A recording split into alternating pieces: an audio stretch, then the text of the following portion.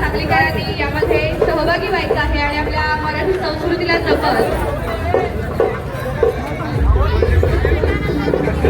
आणि आता याच्यानंतर संग्राम मंडळानंतर हलगी सम्राट संग्राम केंगारे हे प्रात्यक्षिक सादर करणार आहेत। मी त्यांना विनंती करते की त्यांनी त्यांचं हलगी वादन सुरू करावं आणि त्यानंतर तुम्हाला ढोल ताशा पथक यांचंही प्रात्यक्षिक बघायला मिळणार आहे।